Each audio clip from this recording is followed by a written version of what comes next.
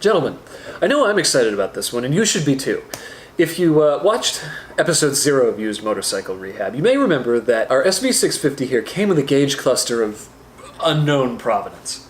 So I did a little bit of digging, and it turns out that that gauge cluster is, as you might expect, from the same place that our previous owner got all of his other parts, and that is eBay.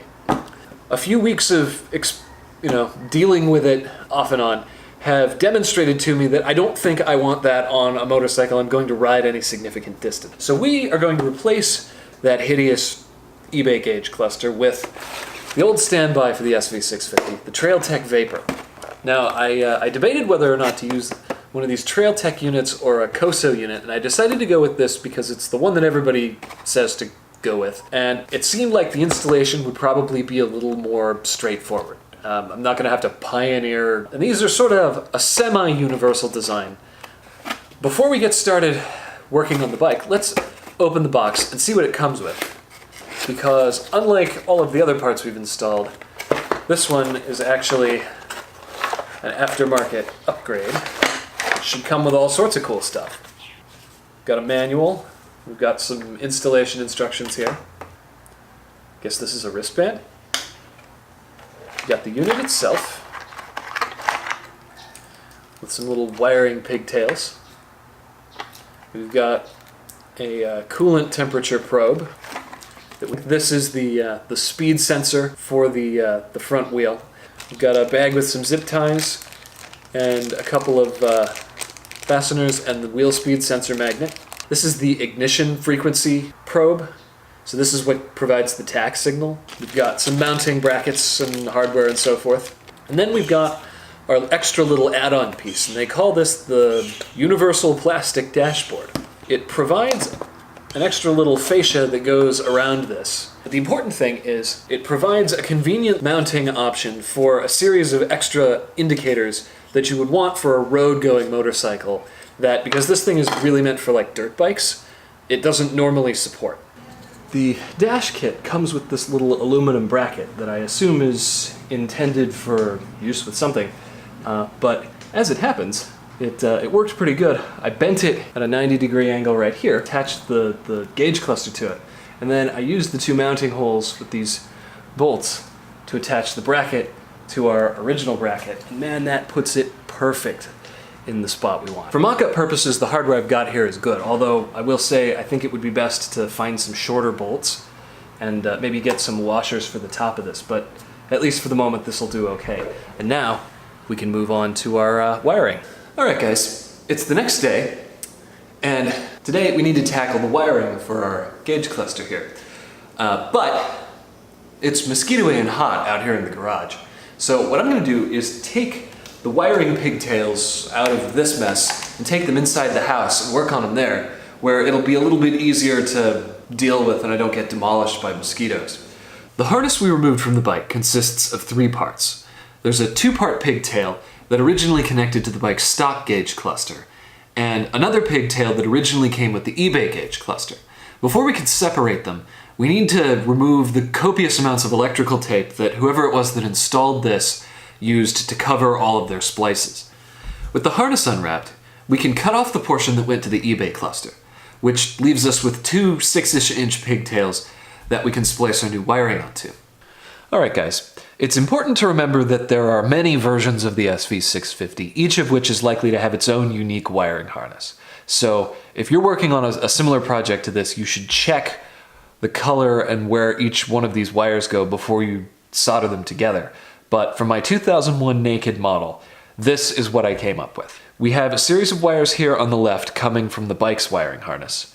And here on the right, we have a series of wires that go to the gauge and the indicator dash. These ones here are the indicator dash lights. Plus we've got the speedometer hookup, we've got the tach hookup, and we've got power. So our first wire that we need to solder together is from the bike, orange and green, and that goes through our gauge harness power connector to the red wire.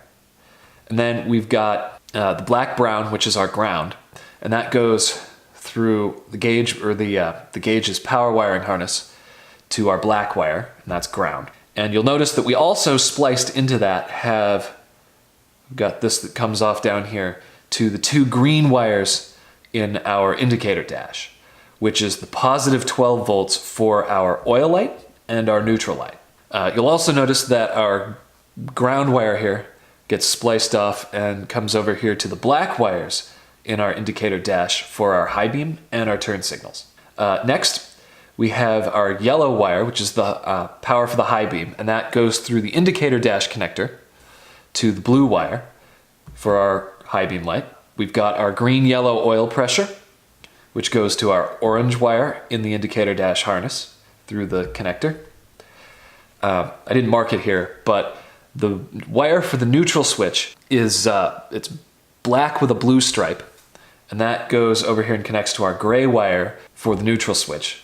And finally, we've got our two turn signals, which we wire a diode in line with each one, and then they get spliced together and both get connected to our light green wire for the turn signal light. In addition, the way I did this was to reuse an old reed switch that was already on the bike, but for our speedometer pickup, we need our two wires from our reed switch, and I connected the green one from my old wiring to red and the white one to black. However, there's no polarity here, so this doesn't actually matter. You could do either way. But I did green to red and white to black. And finally, we've got our spark plug wire, which is coiled around one of the spark plug wires at this end.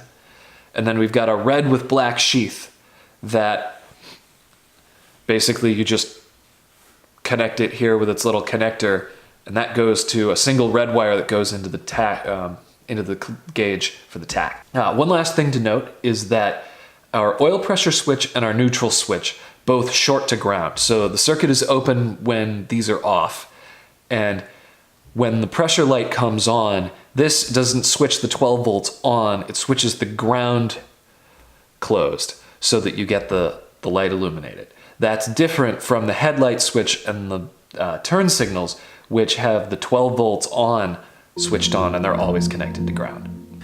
The TrailTech unit comes with enough wire for the power to run all the way back to the battery on any motorcycle you might try to install this on.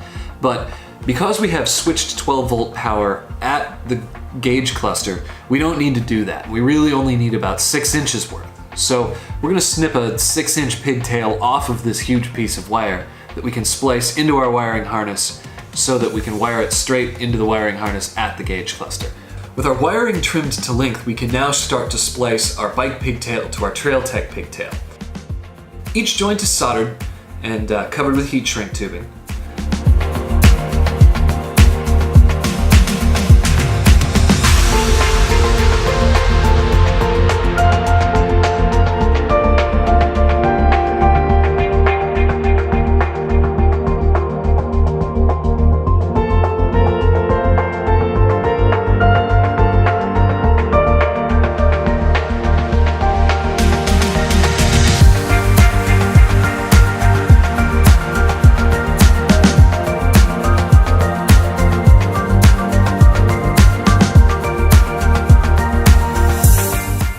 When you do electrical work, it's important to test your circuits before you shrink the shrink tube down or do anything permanent.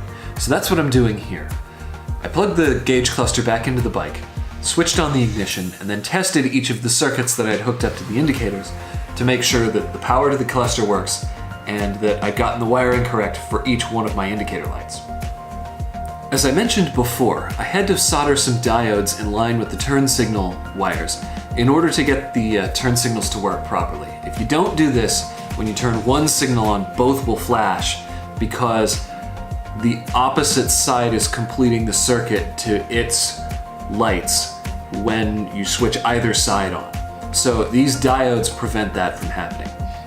What we actually see here is I'm wiring them up incorrectly, and the stripes that you see should be facing the opposite direction. And somehow I lost the footage of when I went back and desoldered them and corrected this. So if you're doing this on your bike, be sure to wire them up correctly and not like I'm doing here. The stripes should be at the other end.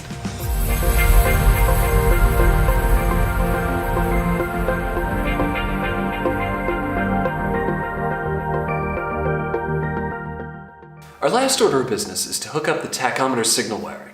This was by far the most difficult part of the process, and really the only thing about the vapor that I don't particularly like.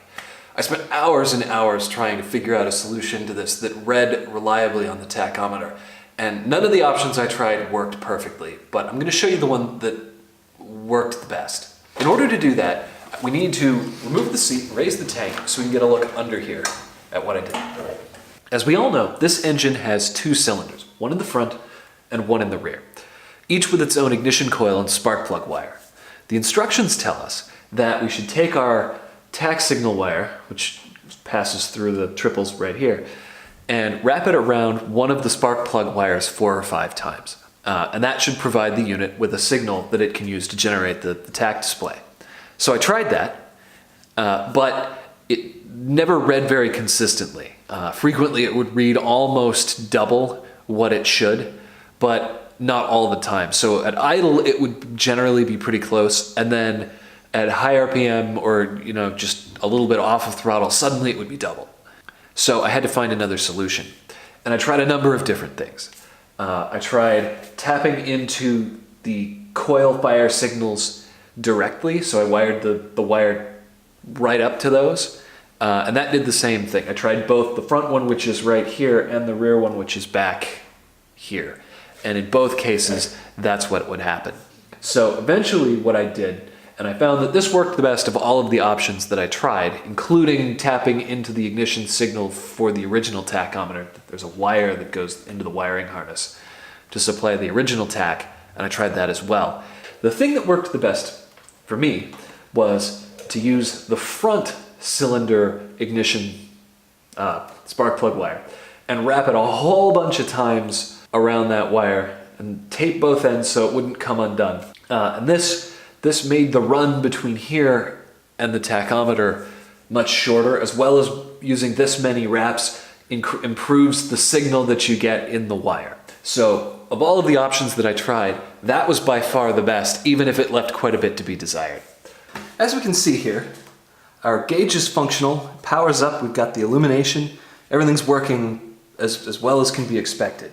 However, to get the tachometer to read correctly, I had to go into the settings mode, which you access by pushing all 3 buttons for several seconds. And I had to set PPR, which is pulses per revolution, to 2. The instructions make it sound like the proper value for this is actually 0.5, but it definitely did not work properly for me if I set that to 0.5. So you set that to 2, and you wrap the tach wire around that spark plug wire, and that was as close as I could get to having this read correctly. All right, and this is where I ended up. Conspicuously absent is a coolant temperature sensor, for the reason that the one that comes with the kit doesn't fit this bike very well. In order to use it, you need to drill and tap a threaded hole into the radiator, and I didn't want to have to do that. There exists another type of sensor that's a little more plug and play, and so I decided to just order one of those versus potentially introducing a coolant leak that I couldn't fix, and then I would have had to replace the radiator again. So the replacement coolant sensor is on the way, but it's taking forever to get here, and I wanted to at least get this part of the process done. At any rate, I think I'm at the end of what I can do with the parts I currently have. So we're going to call this an episode. I appreciate you following along, and if you're working through similar issues on your bike, I hope this has helped you out. And as always, I will see you in the next one.